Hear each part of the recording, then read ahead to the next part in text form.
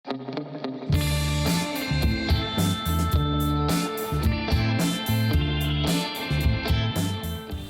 aftur í föstudagsþáttinn. Hrönn Björnsdóttir, listakona, var að opna sýningu í mjólkurbúðinni sem heitir Þytur. Hrönn er komin til mín. Sæl Hrönn. Já, sæl. Takk fyrir. Til hamingju með sýninguna þína. Já, takk fyrir. Takk fyrir. Geturðu sagt mér aðeins frá sýningunni? Já, sýningin Þytur, þetta eru verk sem ég hef verið að vinna síðastliðin 3 ár og ekki í beinni tengingu eiginlega við hugleiðslu. Það er svona sérstök ástríða fyrir hugleiðslu.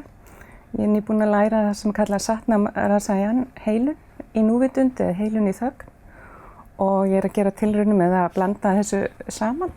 Já, sem sagt að mála og í hugleiðslu. Mála í hugleiðslu og eitt af því er að vera vakandi í núvitund og taka eftir því sem kemur og leyfa því að vera.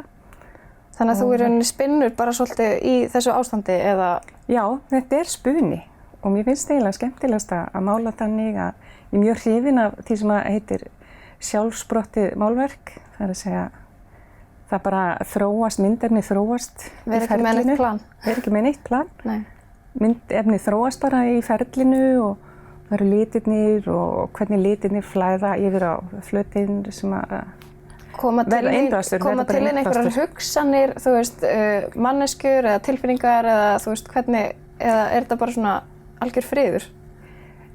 Nei, þetta er kannski líka friður en það er hellingur að gerast í sjálfu sér og ég er sjálf í ákveðinni þögn en að taka eftir samt tilfinningum sem að koma og maður er að bregðast við því eða ekki, maður velur það, hvort maður gerir það eða ekki. Og það er, þessi sýning Þytur er abstrakt málverk og þau eru kannski flest þannig að ég get snúið á alla kanta málverkunum og það er eitthvað sem mér finnst skemmtilegt, sérstaklega við abstrakt málverkin.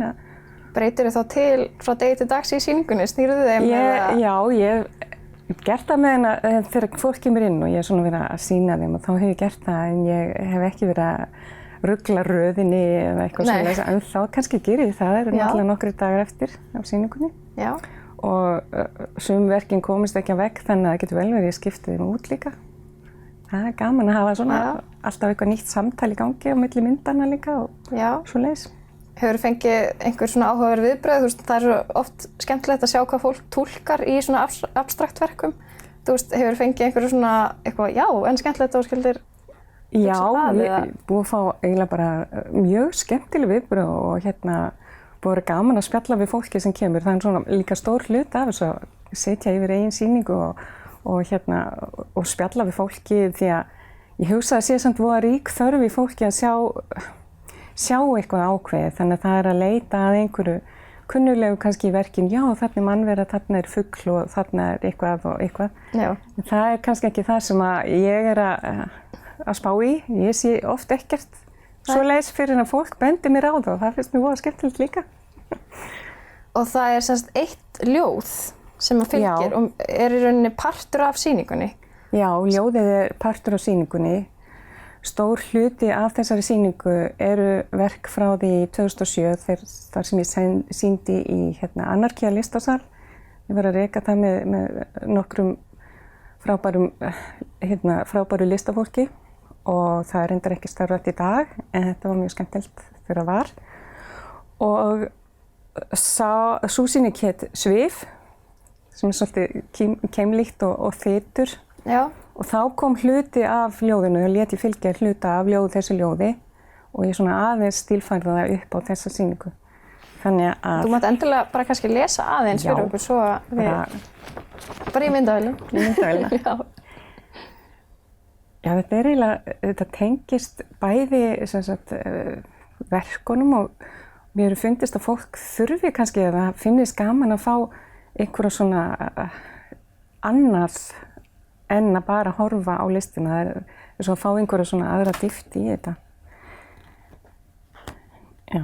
Þytur, dynur, hvinur, blaktir blær, strýkur þögn hjarta. Í þögn finn ég hvernig bergmál hugsana fjarlægjast, flækjur hversdagsins leysast upp. Ég hlusta á þögnina með öllum líkamannum. skynja hugrekki, sorg og gleði, tek eftir kunnulegum leiðum vanans, ótróðnum slóðum, nýju vali. Allt má vera eins og það er. Létt snerting saminar, hinn minnstu viðbrögð mín eru þín og mín. Eining, hluttekning án dóms. Takk fyrir þetta. Já, og fólki finnst sem sagt kannski gott að fá svona, ef maður að skoða fullt af hlutum sem maður skilur ekki innan gæsalappa, þá kannski þægilegt að hafa svona eitthvað smá haldreipi af orðum sem maður skilur til þess að kannski leiða sig áfram í þessu. Já, ég hugsa að hver og einn nálgast náttúrulega svona verk á sinn hátt og það er bara frábært. Já. Og ef þetta svona einhver viðbót sem að auðveldar tenginguna við málverkið eða við listina eða við það sem að ferlið, ferlið sem að maður búin að vera í, að þetta er hálfgerð fæðing alltaf, meðgang og fæðing og þá er það bara dásamlegt. Hvernig byrjaði þú að mála? Hefur alltaf málað? Nei, ég hef reyndar alltaf haft svona sköpunarþörf. Nei, ég var teiknandi sem barn og örlítið málandi og prjónandi og hafði gaman að elda mat og allt það, en það var ekki fyrir 2003 sem að ég var búin að vera í Þýskalandi í allmörg ár og kem hérna heim og fer til hans Hermundar talnaspekings. Og hann segir við mig bara strax þú átt að vera að mála. Og ég eiginlega bara hlóa að hann og sagði, ég hef ekki hingað til verið að mála og svona aðeins verið að þreifa fyrir mér. Ég finn ekki þessa tengingu við pensilinn og þetta er einhvern veginn, þú veist, ég var ekki að finna mig í þessu. Og hann var alveg gallharður á því að ég ætti að vera að mála. Haltu áfram að reyna. Haltu áfram og bara gerðu það fyrir mig og ég veit ekki hvað og það er nú hægt að mála með fleiru en penslum. Og það var eitthvað svona lykilorð fyrir mig. Já, ok, eins og hvað segirðu? Já, það er hægt að mála með spöðum og greinum og ég veit ekki hvað og kýttirspöðum, sérstaklega eitthvað. Já, kýttirspöðum. Mér fannst það einhvern veginn nógu forvitnilegt, svona það vakti smá áhuga. Já. Ég tók þessu ekkert svona sérstaklega alvarlega í sjálfu sér. Ég var að leita á þessum tíma að einhverju til þess að ég var haldið mikilli heimþrá. Já. Og var svona að leita að einhverju fyrir mig til þess að koma tilfinningunum út. Já, akkurat. Og hann segir við mig áður í kveðan að ef að það yrði kæmi þannig staða upp einhvern tímann fljótlega, og þess að væri að gefa upp einhvern sérstakann tíma, að taka þátt í svona samkeppni, svona listasamkeppni, gerðu það. Bara gerðu það endilega. Okay. Og ég var ekkert tengd inn í listaumhverfið þarna í Þýskalandi þar sem ég bjó, en svona í hálfgerðri sveit og síðan bara líður og býður ekkert langur tími að þá kemur þessi staða upp.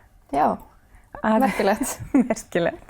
Kemur þessi staða upp og ég svona minnu orða hans og hugsa með mig, já, ok, þetta er svolítið fáránlegt, en ég verð bara að taka þátt í þessu og hugsa eiginlega ekkert það annað en að það átti að senda inn 3 myndir og ég tók ekkert sérlega eftir hvort það var eitthvað velun í boði eða eitthvað neitt, bara svona, já frábært, það var gaman að sýna með fullt af fólki þarna í einhverju stóri skemmu, en svo leið og beið og það kom úrslit og þá hringdi mig og mér sagt að ég sé komin í efstu 3. Já. Þetta verið rauninni áhugamálara, við svona kannski taka það alveg sterkt fram. Þetta var svona áhugamálara. Sama, ok, en og hvort að dómnefndin mætti koma og skoða vinnustofuna mína. Ég átti náttúrulega enga vinnustofu því ég bara málaði bara 3 myndir og sendi inn. Akkurat. Eiginlega mest fyrir Hermund En, já, ok, ég bara tjekka á þessu. Og var eiginlega pínu, sagði það eiginlega, en sagði því að þeir sem að væru í efstu 3 sætum mættu senda inn fleiri myndir, mættu sýna fleiri myndir og í voru að sýna semst í andri safnsins þarna í næstu borg við. sem var náttúrulega bara eitthvað sem ég hafði ekki eins og hugleitt. Nei, að þú myndir bara alltaf inn að vera að fara að sína verkinu. Já, sína verkinu, þannig ég fór á fullt að mála og þau voru alls ekki eitthvað falleg málverk en ég hugsa þau voru kannski bara öðruvísi en það sem var verið að segja. Já, þau hafa einhvern veginn talað til þessar dómnefndar allavega. Allavega tala til dómnefndar. Og þarna hefur bara alveg fundið þitt í kjölfarið þessu. Já, það er að segja að ég vann svo fyrsta sætið. Já. Ég vann svo fyrsta sætið, já, og hérna, takk, og það var eitthvað, títillinn var lista og menningar velun, þú veist, á þessu svæði og hérna, og ég hugsaði bara, já, ok, ég verð bara að fara að læra eitthvað. Ég verð bara til að, mér varst ég varla að standa undir titlinum að þetta var svo undarlegt ferli alltaf, ég, hérna, þannig að þá fór ég að læra eitthvað og hérna, og það var bara rosa gaman og síðan hef ég verið að læra og bæta við mig í alls konar kursum og hérna bæði hér heima og sérstaklega þá í Myndlistaskóla Kópavogs og hjá Bjarna Sigurbjörnssyni mest og svo fleiri aðilar líka erlendis, Þýskalandi þá, það sem er svona mitt kannski svona heimasvæði, svo leiðis. Því miður þá er tíminn hlaupinn frá okkur, en takk hérlega fyrir spjallið og bara gangið vel með sýninguna, vona sem flestir koma mæti og segi þér hvað þið sjá. Má ég skjóta inn að það er listamannaviðtal á laugardaginn kl. 2, það eru allir velkomnir. Já. Að spyrja mig spjörunum úr. Þið heyrðu það. Okay. Takk hérlega fyrir komuna. Takk fyrir mig.